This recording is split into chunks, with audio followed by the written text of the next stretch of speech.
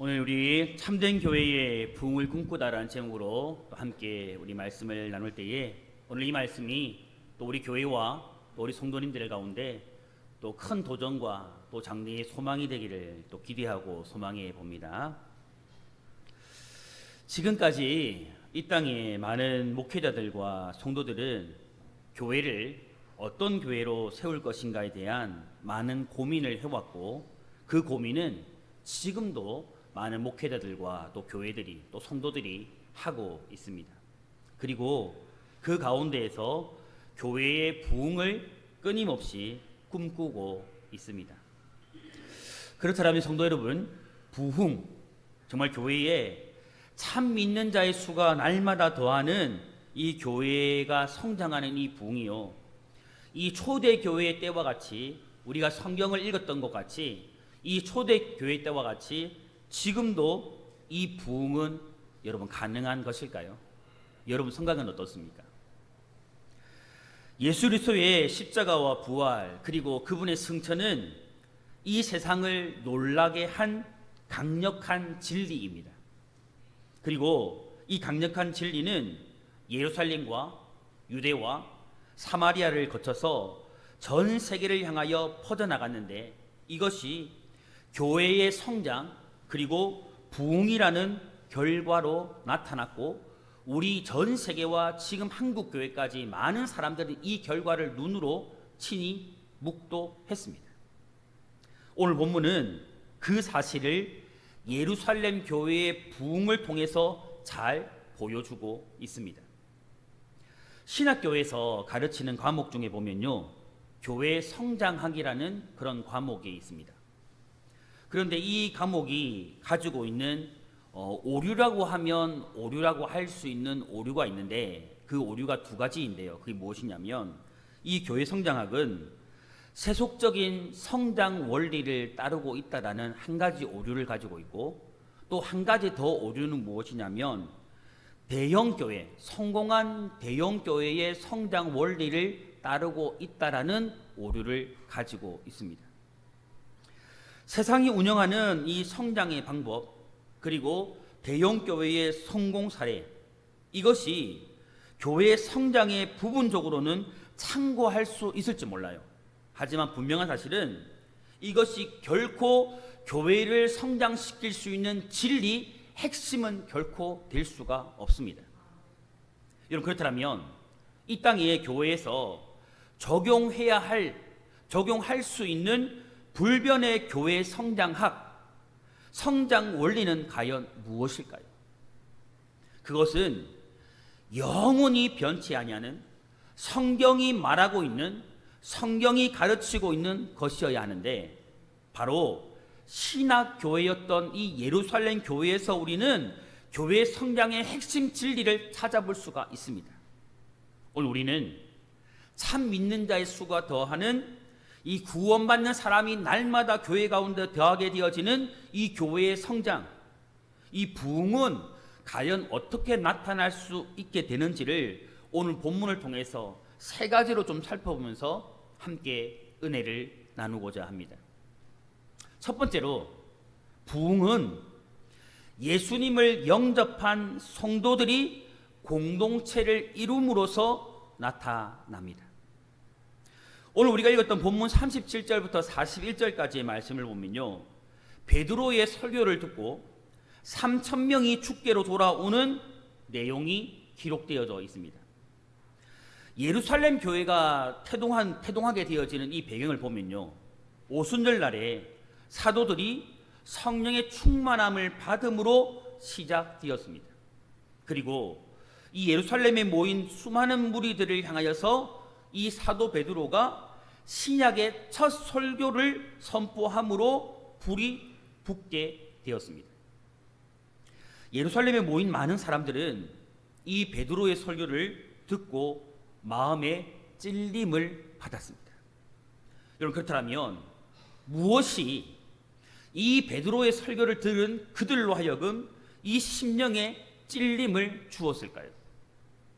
그것은 지극히 단순하지만 지극히 단순한 사실, 바로 곧 예수님의 생애와 예수님의 십자가와 죽음, 그 부활을 통하여서 예수님, 내가 지금 당신들을 통해 선포하고 있는 그 예수님이 당신의 주와 그리스도가 되신다라는 그 사실이었습니다. 이러한 이 베드로가 전하는 복음 그 자체의 복음을 듣고 그 수많은 사람들은요, 마음의 찔림을 받았습니다. 예수님은 나를 구원하시는 그리스도가 되시고 장차 이 세상을 심판하실 심판주로 오실 것이라는 이 지극히 간단 명료한 복음의 선포를 들었을 때에 많은 사람들이요, 마음에 찔려 회개했다라는 것은 사람으로서는 도저히 할 수 없는 성령께서 행하신 그 놀라운 역사였습니다. 예수 그리스도의 복음으로 이 자기 마음에 찔림을 받은 그들은요, 이렇게 고백을 합니다. 형제들아, 우리가 어찌할꼬? 사도들에게 이렇게 물어오게 됩니다. 사도들은 곧 예수님께서 명령하셨던 그대로 그들을 향해서 이렇게 이야기합니다. 회개하여 각각 예수 그리스도의 이름으로 세례를 받고 제사함을 받으라. 여기서 여러분, 회개란 과거에 대한 뉘우침만을 뜻하는 것이 결코 아닙니다. 여러분, 회개는 뉘우침이 아니에요. 변화된 삶을 위한 각오가 여기에는 동반되어져 있습니다.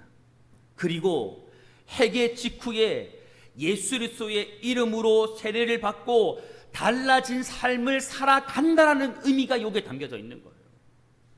단순한 내가 달라진 삶을 살아가겠습니다라고 결단하는 것이 아니고, 세례를 받은 이후에 내가 달라진 삶을 살아가겠습니다, 그리고 달라진 삶을 살아가는 것까지 나아가는 거예요. 즉 그리스도 안에서 과거의 제사함을 얻을 뿐 아니라 이제 성령을 선물로 받아서 새로운 삶을 시작하는 것이 바로 세례의 완전한 의미인 겁니다. 여러분, 사람들이요, 교회에 나오게 되는 동기는 여러 가지가 있어요. 자기 마음에 무언가 위로와 평안을 얻고자 나오는 사람이 있는가 하면 주변의 지인들이나 친구의 어떤 그런 이야기에 의해서, 또 아니면 친구와 사귀기 위해서, 아니면 재미 때문에 나오는 사람들도 있습니다. 또 무언가 자기 마음의 소원을 이루어 보려고 스스로 나오는 사람도 있고요.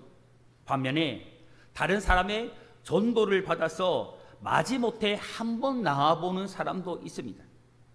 하지만 어떻게 나오든지 간에 그 한 사람이 참된 성도로, 참된 신자로 바뀌는 그 순간은요, 어디까지나 예수 그리스도의 복음이 그 사람 심령에 역사하는 그 순간부터예요. 그 순간부터입니다. 그런 복음의 역사가 일어난 성도들이 모이게 됨으로써 교회 공동체는 이루어져 가는 것이고, 교회 공동체는 세워져 가는 것이고, 교회 공동체는 성장하며 부흥해 가는 거예요. 하지만 여러분, 한 가지 기억해야 할 것은요, 교회 공동체를 이루게 하는 그 마음의 찔림의 역사는요, 사람의 힘으로 결코 할 수 있는 일이 아니에요. 마음의 찔림은 사람이 할 수 있는 일이 아니에요. 그것은 전적으로 성령께서 홀로 하시는 사역입니다. 그러므로 여러분, 우리가 해야 할 일이 있습니다. 우리가 해야 할 일은요, 이런 성령의 역사가, 정말 마음의 찔림이 역사가 일어나는 이 성령의 역사가 더 자주, 더 많은 사람들에게 일어날 수 있도록 예수 그리스도의 복음을 선포하는 일, 즉 설교하고 가르치고 전도하는 일에 우리는 열심을 내어야 하는 거예요. 복음이 이 강단을 통하여서, 개인 전도를 통하여서, 나의 삶의 현장에서 또 만나는 모든 사람들에게 부지런히 그리고 꾸준히 전하는 이것이요, 바로 우리 교회 성장과 부흥을 위해서 우리가 해야 될 일이며 해야 할 사명이라는 겁니다. 여러분, 예전이나 지금이나 오직 예수 그리스도만이 사람들을 교회에 모이게 하는 분이라는 이 사실은요, 결코 변하지 않는 진리예요. 여러분, 2000년 전에 사람들이 사도들의 얼굴을 보고 예루살렘 교회에 모인 것이 결코 아닙니다, 여러분. 오직 주께서 행하신 십자가의 대속과 그분의 부활, 그 복음을 듣고 모였던 것처럼 오늘날 역시 성도들이 무엇인가를 잘해서 아니면 목사가 대단해서 교회에 모이는 게 결코 아니에요. 오직 예수 그리스도의 십자가와 그 부활의 역사적 사실이 이 진리이기 때문에, 그 복음에 능력이 있기 때문에 사람들이 교회로 모이는 것입니다. 이 복음의 진리가 진리이기 때문에, 여기에 생명이 있기 때문에 사람들이 모이는 거예요. 성도 여러분, 교회의 부흥은 복음을 듣고 예수 그리스도를 영접하여 교회로 모인 성도들을 통해서 시작되어지고, 그 사람들이 모여질 때에 성장하며 부흥할 수 있음을 여러분 믿으시기 바랍니다. 그러므로 여러분, 오늘 우리가 해야 될 사명은 무엇이냐면, 이러한 성장과 부흥을 가능케 하는 그들 마음속에 일어나는 마음의 찔림이 지금도 여전히 멈추지 아니하고 일어날 수 있도록 우리는 이 십자가와 부활을 증거하는 일을 결코 멈추면 안 돼요. 이 강단으로부터 이 복음의 선포가 멈춰지지 아니하고, 여러분의 삶의 현장에서 이 복음의 선포가 여러분 멈춰지면 안 된다라는 거죠. 간절히 소망하는 것은 오늘 우리 청농의 이 강단으로부터 여러분의 삶의 현장에서 여러분의 입술을 통해서 살아있는 예수 그리스도의 그 복음, 그 십자가와 그 부활이 날마다 선포되어짐을 통해서 이 복음을 듣는 많은 사람들이 마음의 찔림을 받고 주님께로 돌아오는 역사가 일어나기를, 그를 통해서 날마다 성장과 부흥이 우리 안에 일어날 수 있기를 주님의 이름으로 축복합니다. 두 번째로, 부흥은 신앙 교육을 받은 제자들이 경건의 능력을 키움으로써 이루어집니다. 42절 말씀을 보면요, 이렇게 나옵니다. 그들이 사도의 가르침을 받아 서로 교제하며 떡을 떼며 오로지 기도하기를 힘쓰니라. 그전 41절 말씀을 보면요, 오순절에 이 베드로의 설교를 듣고 회개하여 세례를 받은 신도의 수가 3,000이나 더하더라라고 말씀이 나와 있죠. 근데 여러분, 오늘 우리가 지금 보고 있는 개정판 성경은 신도의 수가 3,000이나 더하더라라고 나와 있지만, 우리가 지금 개정판 이전 개역 성경에는 어떻게 나와 있느냐면 제자의 수가 3,000이나 더하더라라고 되어 있어요. 여러분, 상식적으로 생각하면요, 지금 회개하고 세례를 받은 그들을 가르쳐 새신자라고 명칭을 하든지 아니면 등록교인이라고 부르는 게 어떻게 보면 당연할 수도 있을 거예요. 그런데 성경은 이들을 그렇게 호칭하지 않고 신도라고 말하고 제자라고 명칭하는 것을요, 우리는 좀 눈여겨볼 필요가 있습니다. 여러분, 제자란 그 단어 자체는요, 무엇인가 하면 배우는 사람을 의미해요. 제자는 가르침을 받는 사람을 의미하는 겁니다. 이것은 그 3,000명의 사람들이 예수 그리스도의 복음을 듣고 세례를 받은 후에 즉시 그들에게 신앙 교육을 실시하였으며, 또한 그들은 그 신앙 교육을 열심히 받았음을 의미하고 있는 거예요. 여기 지금 42절에 그들이란 이 말은요, 바로 그 3,000명의 제자들을, 이 신도들을 말해주고 있는 것이죠. 바로 새롭게 제자가 된 그들은 몇 가지의 일에 힘을 다했었습니다. 열심을 내었습니다. 대강 형식적으로 한 것이 아니라 전심 전력을 다하여 이 일에 참여했던 거예요. 이제 막 교회 생활을 시작하게 된 그들이요, 도대체 여러분 무슨 일에 그처럼 시간과 힘을 다해서 전심전력을 다해서 그 일에 참여했을까요? 네 가지 일인데요. 첫째는 사도의 가르침을 받은 것입니다. 이것은요, 말씀 중심의 교육을 받은 것을 이야기하는 거예요. 베드로의 설교를 통해서 이들은요, 예수 그리스도의 구원하심과 심판하심에 대한 복음을 이미 들었고 마음에 영접했고 믿었습니다. 하지만 그렇다고 해서 그들이요, 더 이상 가르침을 받을 것이 없는 졸업생은 결코 아니었던 거예요. 그 얻은 믿음을 더욱 온전하게 하고 더욱 강하게 지키기 위해서 또 그 믿음에 따른 생활을 구체적으로 어떻게 실천할지를, 삶에서 실천할지를 배우기 위해서 그 제자들은요, 계속 가르침을 받아야 했던 것입니다. 두 번째는 서로 교제하는 것입니다. 이것은 여러분, 성도 간의 사귐, 그것을 이야기하는 것이죠. 이건 역시 그들을 성장시켜가는 하나의 교육 과정이 되었습니다. 여러분, 학생이라고 해서 꼭 수업 시간에 선생님한테만 배워야만 할까요? 결코 아닙니다. 학생은 선생님한테만 배우는 게 아니에요. 학생들끼리 서로 사귀고 나누고 돕고 협동하는 그 과정들을 통해서 보다 폭넓은 교육이 이루어지게 되는 겁니다. 성도도 마찬가지입니다. 성도의 교육도 마찬가지입니다. 어찌하든지 성도들 간에 서로 부지런히 자주 만나고 함께 예배드리고 함께 섬기고 함께 교제하는 가운데 서로 거룩한 신앙 인격이 형성되며 경건한 신앙 생활의 습관들이 형성되어져 갈 수 있는 거예요. 세 번째는요, 떡을 떼는 것입니다. 이것은 성찬 예식에 참여한 것을 가리킵니다. 여러분, 초대교회에는 이 성찬식이 오늘날보다 훨씬 더 자주 거행되었고 아마도 매주일 그들은 모일 때마다 이 성찬 예식을 가졌을 것으로 예상이 돼요. 여러분, 이 성찬식은 예수 그리스도의 십자가 대속을 기리는 것이었습니다.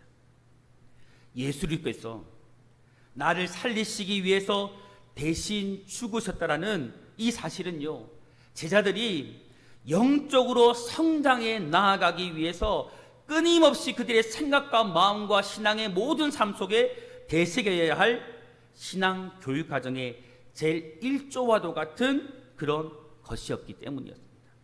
그래서 제자들은 이 성찬 예식에 참여함으로 날마다 그들의 영적인 것을요, 믿음을 날마다 성장해 갔던 것입니다. 그리고 네 번째는 기도하는 것이었습니다. 여러분, 기도 역시요, 빼놓을 수 없는 제자 교육의 과정이었습니다. 그런데 여러분, 말씀을 듣는 것과 성도의 교제와 그리고 성찬식은 정기적으로 우리가 드리는 이 예배에만 참석해도 절로 받을 수 있는 것이지만 기도는 좀 달라요. 기도는 자기 스스로 할 수 있어야 하는 신앙 훈련입니다. 성도는 기도를 통하여서 하나님과 1대1로 직접 만날 수 있으며 영적 교통을 나눌 수 있습니다. 그렇다면 여러분, 개인 기도야말로 제자 교육에 있어서 최종 단계이면서도 필수적인 과정이라고 할 수가 있는 거예요. 여러분, 우리가 일주일에 한두 번 혹은 몇 번 듣는 이 목회자의 설교만 가지고서 성경 말씀을 다 배운다라는 것은 여러분 어려운 거예요. 나의 믿음이 온전해진다, 어려운 거예요. 여러분, 내가 영적으로 설 수 있다, 어려운 거예요. 여러분, 어려운 겁니다. 그래서 많은 교회들이 이 주일 예배와 함께 수요 예배, 구역 예배를 드리고 이와 함께 금요 기도회, 새벽 기도회를 드리고 제자 훈련을 받고 또한 개인 경건 생활을 성도들이 하면서 제자로 세워져 가는 거예요. 그 가운데 기도는 개인적인 경건 생활의 최고 수준에 이르게 할 뿐만 아니라 교회 전체 부흥의 무한한 원동력이 된다는 것을 우리는 꼭 기억해야 합니다.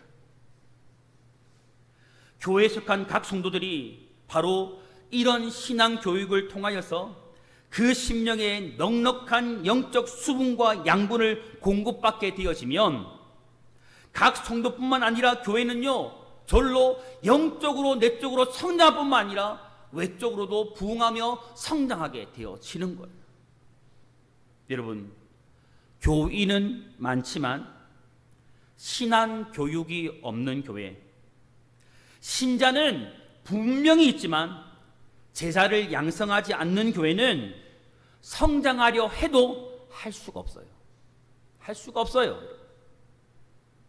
성도 여러분, 간절히 소망하기는요, 오늘 우리 모든 성도님들은 말씀을 배우는 것과 성도의 교제와 성찬에 참여하는 것과 기도하는 일, 이런 신앙 교육을 받는 일에 열심을 내기를 간절히 소망합니다. 그리하여서 경건의 능력을 날마다 키워가는 우리 성도님들이 되어주시기를 정말 주님의 이름으로 부탁드립니다. 이를 통하여서 경건의 능력을 소유한 그런 성도들이 되어져서 오늘 우리 안에 모든 성도님들이 그런 성도들이 되어져서 교회 안에, 우리 교회 안에 이를 통한 부흥의 역사가 날마다 일어나게 되기를 주님의 이름으로 축복합니다. 세 번째로 여러분, 부흥은 신자들이, 성도들이 교회 중심의 생활을 함으로 이루어집니다. 43절과 47절의 말씀을 보면요, 43절부터 47절까지의 말씀을 보면 사도들이 행했던 기사와 표적들을 말하고 있는데, 이것들을 통해서 예루살렘 사람들 사이에 두려움이 일어나게 되어짐을 지금 보여주고 있습니다. 하지만 이 예루살렘 교회 안에서 일어나고 있는 이 큰 일은요, 사도들만 행했던 것이 결코 아니었어요. 사도들 외에 믿는 사람들을 통해서도 이 놀라운 기적과 표적은 드러났습니다. 여러분, 아까는요, 이 3,000명의 사람들을 제자라고 신도라고 불렀던 이 사람들이 이제 42절에 나오는 이 신앙 교육의 과정을 거친 후에는 이제 44절에 와서는 뭐라고 그들을 명칭하고 있느냐면 믿는 사람이라고 지금 부르고 있음을 우리가 보게 돼요. 이게 조금 의미심장합니다. 여러분, 이것이 무엇을 의미할까요? 이것은 그들이 헌신적인 신앙 훈련을 통과함으로써 이제 신자다운 신자가 되었다라는 것을 의미하고 있는 거예요. 다시 말해서 그들은 성숙한 제자가 된 것입니다. 성숙한 제자가 되었다라는 것이 여러분 무엇을 의미할까요? 바로 그들이 교회 중심의 생활을 했다라는 겁니다. 여러분, 우리 개혁주의 장로교 신앙의 근간이 되어 있는 세 가지 신앙 모토가 있어요. 하나님 중심, 말씀 중심, 교회 중심입니다. 이들은요, 교회 중심의 신앙생활을 한 거예요. 본문 44절에 믿는 사람들이 다 함께 있어라는 이 말씀은 그 수천 명의 교인들이요, 한 장소에 모여가지고 공동 생활을 했다라는 것이 말하는 것이 결코 아니에요. 이게 무슨 말이냐면 이것은 모든 성도들이 철저하게 교회 중심으로 하나가 되었음을 강조하고 있는 말이에요. 교회 중심의 생활은 자신의 모든 물건과 재산과 소유를 팔아 다른 사람들을 섬기는 일로 나타났습니다. 당시에는요, 이 교회 안에 가난하고 힘든 성도들이 많이 있었던 까닭에 그들은 자신들의 물건과 재산과 소유를요 팔아서 어려운 성도들에게 기꺼이 나누어 주었습니다. 자신에게 있는 것들을요 자신의 것으로 여기지 않았습니다. 또한 이 교회 중심의 생활은 공적 예배에 부지런히 모이는 것으로 나타났습니다. 날마다 마음을 같이하여 성전에 모이기를 힘쓰고 라고 말하는 이것은요, 당시에 예루살렘 성전에서 드려지고 있던 매일의 예배에 믿는 사람들이 더욱 열심을 내어서 참석했다라는 것을 지금 말해주고 있는 겁니다.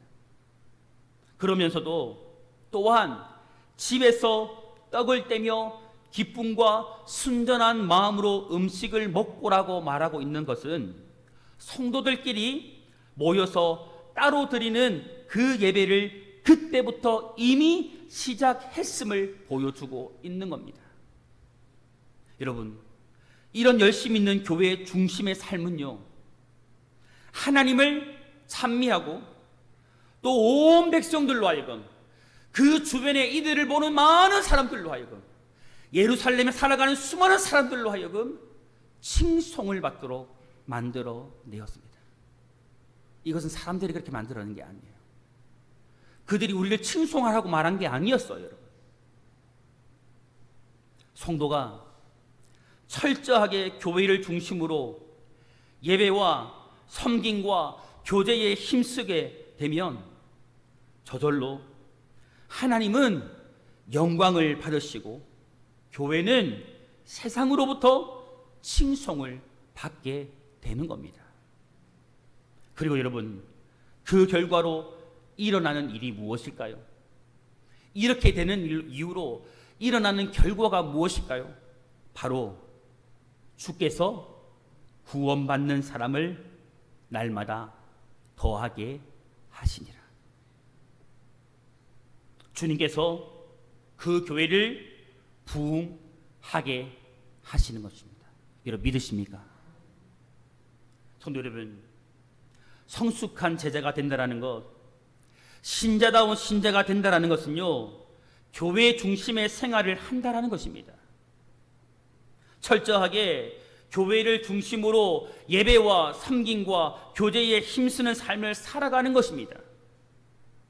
간절히 소망하기는 오늘 우리 청동의 모든 성도님들이 정말 이런 성도님들이 되어주시기를 정말 주님의 이름으로 부탁드립니다. 정말 주님의 이름으로 간절히 소망합니다. 왜 아멘이 점점 줄어드실까요? 주님의 이름으로 부탁드립니다. 간절히 소망합니다, 여러분. 그리하여서 우리 교회가 정말 세상으로부터 정말 칭송받는 교회가 되었으면 좋겠습니다. 이를 통해서 주님께서 정말 그 누가 정말 말하지 않아도 하나님으로 인하여서 우리 교회 안에 참 믿는 자의 수가 날마다 더하는, 하나님께서 일으키시는 그런 부흥이 날마다 일어나게 되기를 주님의 이름으로 소망합니다. 주 안에 사랑하는 성도 여러분, 우리 청동교회는 지난 63년 사람의 힘과 능력이 아니라 오직 예수 그리스도의 복음과 하나님의 은혜와 성령의 능력 아래 여기까지 달려왔음을 믿으시기 바랍니다. 이런 우리 교회는요, 현재의 모습에 안주하여 잠자는 교회가 되지 말아야 합니다. 혹은 움직이지 않는 죽은 교회가 결코 되지 말아야 합니다. 이제 우리는 다시 일어나서 성경이 말하고 있는 참된 교회가 되어서 부흥하기를 꿈꿔야 합니다. 여러분 아멘이세요? 꿈꿔야 합니다. 이제 우리 모두 우리 교회가 참된 교회로서 부흥하기를 꿈꾸며 예수 그리스도의 십자가와 부활, 그 복음을 날마다 우리의 삶 속에서 모든 사람들에게 부끄러움 없이, 부끄러워하지 말고 담대하게 선포하고 증거하는 삶을 살아가기를 소망합니다. 또한 성령의 역사하심과 목회자의 인도 아래 말씀을 배우는 것과 성찬에 참여하는 것과 기도하는 일에 열심히 내기를 소망합니다. 아멘이세요, 여러분? 그런 의미에서 여러분 새벽기도회가 살기를 원합니다. 금요기도회가 살기를 원합니다. 아멘.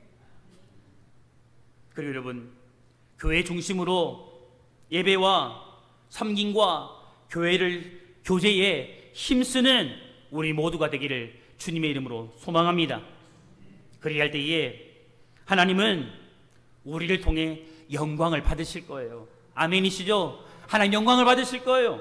그리고 우리 교회는 세상으로부터 칭송을 받게 될 거예요. 왜요? 이게 말씀이거든요. 말씀의 원리거든요. 하나님이 그렇게 하실 거예요.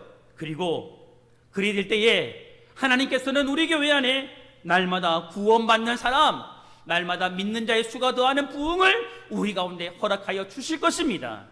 오늘 끝으로 이 말씀이 말씀 그대로 우리 가운데 이루어지도록 우리 모든 성도님들이 한 마음 한 뜻이 되어져서 다른 이야기가 아니라 오늘 이 진리의 말씀만을 붙들고 우리가 한 목소리를 내고 한 마음을 품고 한 이야기를 하고 한 뜻을 가지고 한 비전을 가지고 한 방향을 향해 달려가서 이 비전을 이루고 하나님께 영광 돌리는 우리 교회 되기를 주님의 이름으로 축원합니다.